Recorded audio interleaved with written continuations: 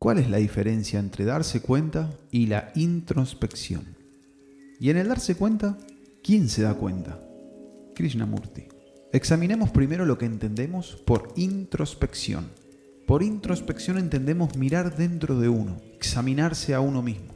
¿Pero por qué se examina uno a sí mismo? Con la intención de mejorar, de cambiar, de modificar, uno se analiza para llegar a hacer algo. De otro modo, no recurriría a la introspección. No se examinaría a sí mismo si no existiera el deseo de modificar, de cambiar, de convertirse en algo diferente de lo que es.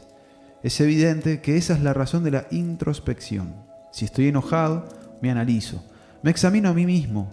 Es para liberarme de la ira, para modificarla o para cambiarla. Cuando se recurre a la introspección, lo cual implica deseo de modificar o cambiar las respuestas y reacciones del yo, siempre existe un objetivo a conseguir. Y si ese objetivo no se consigue, surge el mal humor, el desaliento.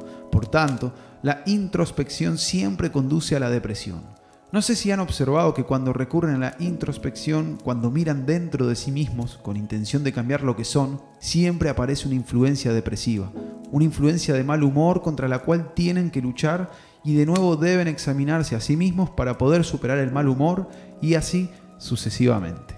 La introspección es un proceso en el cual no hay libertad, porque es una acción para transformar lo que es en algo que no es. Sin duda, eso es exactamente lo que sucede cuando recurrimos a la introspección. Cuando realizamos esa acción concreta, en esa acción existe siempre un proceso acumulativo, el yo examinando algo para cambiarlo.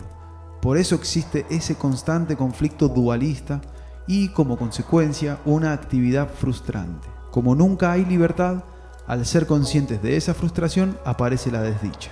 El darse cuenta es totalmente diferente. Darse cuenta es observar sin condenar. El darse cuenta trae comprensión porque no hay condena o identificación, sino observación silenciosa. Si quiero comprender algo, debo observarlo, sin criticarlo, sin condenarlo, sin perseguirlo como una forma de placer o evitarlo como algo desagradable.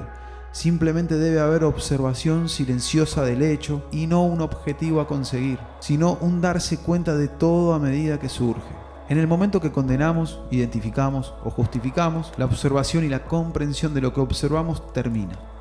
La introspección implica mejora personal y por tanto egocentrismo.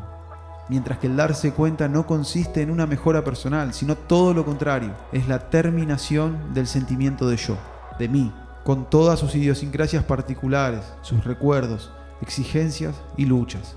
En la introspección hay identificación y condena, mientras que en el darse cuenta no hay condena ni identificación. Por consiguiente, no hay mejora personal. Entre ambas cosas hay una gran diferencia. El hombre que busca mejorarse a sí mismo nunca puede darse cuenta, porque mejorar significa condenar y lograr un objetivo, mientras que en el darse cuenta solo hay observación sin condena, sin rechazo ni aceptación. Ese darse cuenta empieza por las cosas externas. Ser conscientes de ellas es estar en contacto con los objetivos, con la naturaleza. Primero, uno se da cuenta de las cosas que le rodean. Es sensible a los objetos, a la naturaleza, después a las personas, lo cual significa relación, y luego un darse cuenta de las ideas. Este darse cuenta, ser sensible a las cosas, a la naturaleza, a la gente, a las ideas, no son actividades separadas, sino un proceso unitario. Es la constante observación de todo, de cada pensamiento, sentimiento y acción a medida que van surgiendo dentro de uno. Debido a que en el darse cuenta no hay condena, tampoco hay acumulación. Uno solamente acumula cuando tiene un modelo a seguir, lo cual significa acumular para lograr una mejora personal. Darse cuenta es comprender las actividades del ego, del yo en su relación con las personas, con las ideas y con las cosas. Ese darse cuenta es de momento a momento y por consiguiente no puede practicarse. Cuando uno practica algo, eso se convierte en hábito y el darse cuenta no es un hábito. Una mente rutinaria no es sensible. Una mente que funciona dentro del surco de una acción predeterminada es torpe, inflexible. Sin embargo, darse cuenta demanda constante flexibilidad y atención, lo cual no tiene ninguna dificultad. De hecho, es lo que hacen cuando están realmente interesados en algo. Cuando tienen interés en observar a su hijo, su esposa, las plantas, los árboles, los pájaros, observan sin condenar, sin identificarse, y por eso en esa observación hay completa comunión. el observador y lo observado están en completa comunión. Existe una gran diferencia entre darse cuenta y la mejora autoexpansiva de la introspección. La introspección conduce a la frustración, a un nuevo y mayor conflicto, mientras que darse cuenta es un proceso en el cual uno se libera de la actividad del yo. Es estar atento a las actividades cotidianas, a los propios pensamientos, a las propias acciones, y es estar atento a otro. Uno solo puede hacerlo cuando ama a alguien, cuando está seriamente interesado en algo. Si quiero conocerme a mí mismo, todo mi ser, la totalidad de lo que soy y no solamente una o dos capas, entonces es obvio que no debo condenar. Debo estar abierto a cada pensamiento, a cada sentimiento, a todos los estados de ánimo, a todas las inhibiciones. A medida que el darse cuenta se expande más y más, hay mayor libertad de todos los movimientos ocultos del pensamiento, de los motivos e intereses. Darse cuenta es libertad, trae libertad, genera libertad, mientras que la introspección fortalece el conflicto y la necesidad de aislarse. Por eso, siempre hay frustración y miedo. El interlocutor también quiere saber quién se da cuenta. Si uno tiene una experiencia profunda, de cualquier clase, ¿qué sucede?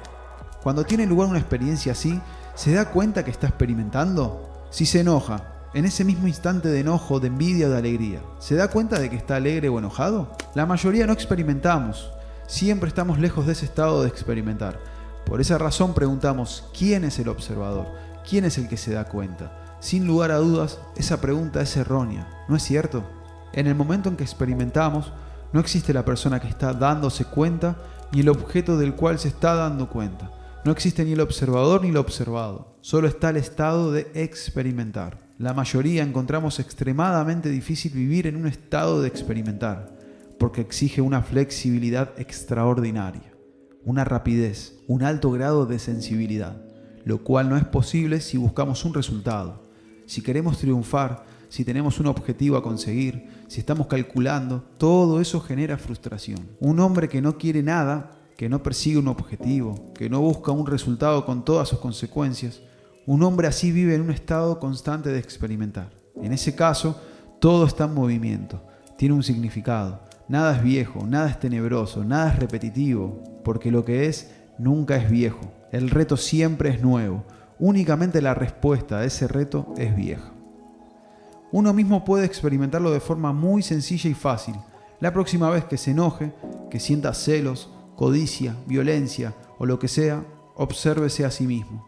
En ese estado uno no existe, solo existe ese estado de ser.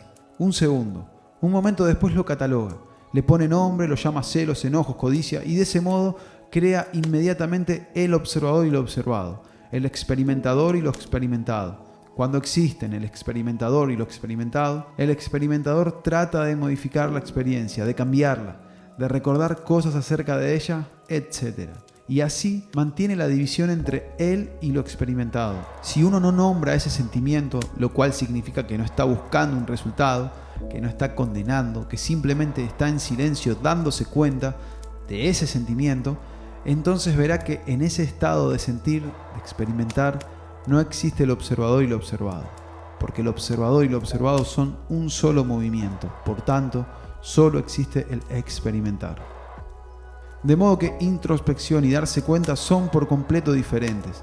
La introspección conduce a la frustración, a más conflicto, porque está implícito el deseo de cambio, y el cambio es meramente una continuidad modificada, mientras que el darse cuenta es un estado en el cual no hay condena, no hay deseo de justificarse ni identificarse, y por eso hay comprensión.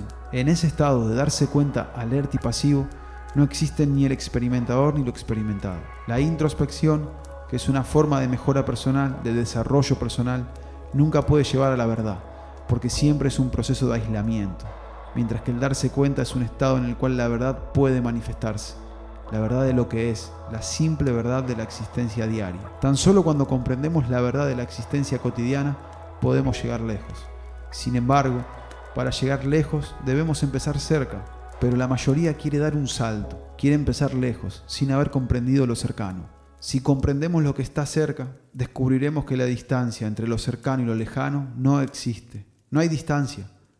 El principio y el final son uno.